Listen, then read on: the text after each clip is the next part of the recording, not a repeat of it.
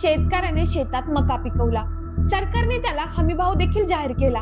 यामुळे शेतकऱ्यांना थोडा दिलासा देखील मिळाला. पण अस्तित्वात शेतकरी जेव्हा बाजारात मका घेऊन गेला तेव्हा मात्र हमीभाव फक्त कागदावर, खरेदी केंद्र बंद आणि शेतकरी अडचणीत सापडला. ही स्थिती शेतकऱ्यासाठी काही नवी नाही. जेव्हाही शेतकरी जीव तोडून मेहनत करतो तेव्हा त्याच्या वाटेला फक्त आणि फक्त नुकसानच येतं. पण यंदा शेतकऱ्याने सरकारवर विश्वास ठेवला होता की हमी भाव तर जाहीर केला आहे, खरेदी केंद्रही लवकर सुरू होतील. पण सरकारने जाहीर केलेल्या हमी भावावर मका खरेदी वेग का घेत नाहीये? बाजारामध्ये दर का घसरलेले आहेत आणि याचा थेट फटका शेतकऱ्यांना का बसतोय?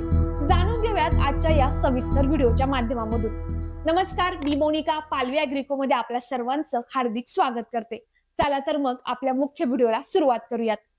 सध्या राज्यात मका उत्पादन मोठ्या प्रमाणात झालेलं पाहायला मिळालं. पावसाने देखील साथ चांगल्या प्रकारे दिली. उत्पादन वाढलं. शेतकऱ्यांना वाटलं की यंदा तरी चांगला भाव मिळेल. सरकारकडून हमी भावाची घोषणा झाली आणि अपेक्षा अधिकच वाढल्या. पण प्रत्यक्षात जे घडलं ते वेगळंच आहे. सरकारने जरी हमी भावावर मका खरेदीला परवानगी दिली असली तरी देखील प्रत्यक्ष मात्र खरेदीचा वेग खूपच मंदावलेला आहे. कागदावर अनेक जिल्ह्यांना मान्यता आहे, पण प्रत्यक्षात खरेदी फारच मोजक्या ठिकाणी सध्या सुरू आहे. खुल्या बाजारामध्ये मका दर हमी भावापेक्षा 30% कमी आहे. राज्यामध्ये 15 जिल्ह्यांमध्ये खरेदी केंद्रांना मंजुरी मिळाली असली तरी केवळ 2च जिल्ह्यांमध्ये प्रत्यक्ष खरेदी सुरू आहे. आतापर्यंत फक्त 626 टन मका खरेदी झाली आहे. मक्याला मागील 3 वर्ष चांगल्या प्रकारे दर मिळाला होता, त्यामुळे हमी भावाने देखील मका खरेदी करावा लागला नाही. मात्र यंदा मक्याचे भाव पडलेले आहेत. सध्या राज्यामध्ये प्रति क्विंटल सरासरी 1700 ते 1800 रुपये दर मिळत आहेत. मध्य प्रदेशमध्ये देखील याच दरम्यान मका विकला जात आहे. कर्नाटकात 1800 ते 1900 रुपये दर मिळत आहे.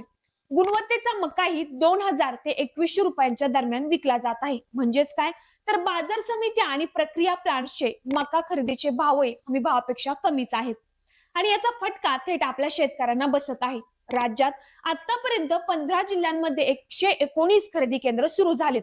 नाशिक जिल्ह्यामध्ये सर्वाधिक 34, जळगावमध्ये 18, छत्रपती संभाजीनगरमध्ये 13, अमरावती जिल्ह्यामध्ये 12, अहिल्यानगरमध्ये 9, नंदुरबारमध्ये 7, बुलढाण्यात 6, सोलापूरमध्ये 5, धुळ्यामध्ये 4, चंद्रपूर, गोंदिया, जालना, पुणे, सांगली येथे प्रत्येकी 2 आणि नागपूर जिल्ह्यात 1 खरेदी केंद्र आहे.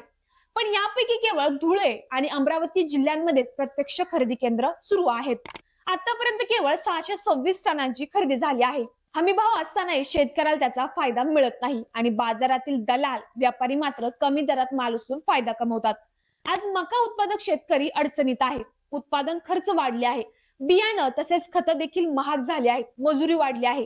पण विक्रीच्या वेळी मात्र भाव घसरलेलेच आहेत. हमी भाव ही संकल्पना शेतकऱ्याला संरक्षण देण्यासाठी होती, पण जर हमी भावावरतीच खरेदीचा वेग घेणार नसेल तर ही हमी फक्त कागदावरच उरते.